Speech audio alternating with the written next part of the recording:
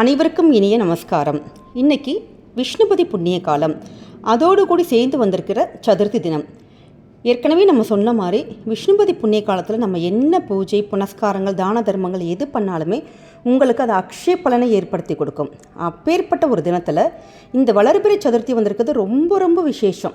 இன்றைக்கி சாயங்காலம் நம்ம எப்படி இந்த பூஜைகள் பண்ண சும்மா ரொம்ப ரொம்ப ரொம்ப எளிமையான முறையில் பண்ணக்கூடிய சிம்பிளான ஒரு பூஜை தான். எப்படி பண்ணுறதுன்னு இன்றைக்கி பார்க்கலாம்.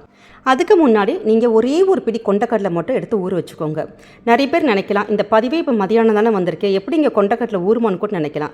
சாஸ்திரத்துக்கு ஒரே ஒரு பிடி கொண்டக்கடலை மட்டும் எடுத்து கொஞ்சோண்டு சுடுதண்ணியில் போட்டு இந்த ஹாட் பேக் இருக்கும் பார்த்தீங்களா, அதில் போட்டு நீங்கள் மூடி வச்சிங்கன்னா ஈவினிங்குள்ளே உங்களுக்கு நல்லா எப்பயும் போல் ஊறின மாதிரியே ஆயிரும். அந்த ஒரு சிம்பிள் லாஜிக் தான், அதை நீங்கள் ட்ரை பண்ணி பாருங்கள். அதே மாதிரி அந்த கொண்டக்கடலை மட்டும் இன்றைக்கி சாயங்காலம் எடுத்து வேக வச்சு எடுத்துகிட்டு மஞ்சளில் நம்ம எப்பயுமே எல்லா பூஜைக்கும் மஞ்சள் பிள்ளையார் பிடிப்போமா இல்லையா, அதே மாதிரி மஞ்சளில் ஒரே ஒரு பிடி பிள்ளையார் மட்டும் தனியாக எடுத்து வச்சு அதுக்கு மஞ்சள் குங்குமம்லாம் வச்சுட்டு உங்கள் கிட்டே அருகம்புல் இருந்தால் அருகம்புல், இல்லாட்டி என்ன புஷ்பம் உங்கள் கிட்டே இருக்கோ அது வச்சு நீங்கள் பிள்ளையாருக்கு ஒரு கற்பூரம், நம்ம எப்பயும் தூப தீப ஆராதனைகள் இதெல்லாம் பண்ணி வெத்தலைப்பாக்கு இருந்ததுன்னா பண்ணுங்கள். எங்கள் கிட்டே அதெல்லாம் எதுவுமே இல்லைம்மா இன்றைக்கி அப்படின்னா எப்பயுமே ட்ரை கிரேப்ஸ் வீட்டில் இருக்கும், அதில் ஏதாச்சும் 2 வச்சு சுவாமிக்கிட்ட நல்லா வேண்டிக்கோங்க. அதாவது வளர்பிறை சதுர்த்தி எப்பயுமே செல்வ வளங்களை அள்ளி தருகிற ஒரு சதுர்த்தி.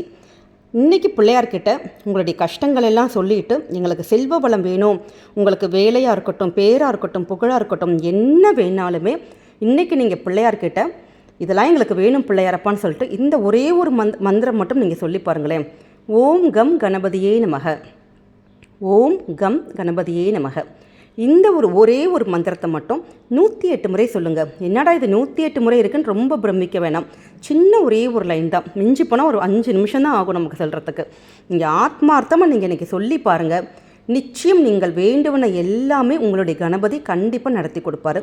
இன்றைய அற்புதமான நாளை தவற விடாதீங்க. நன்றி.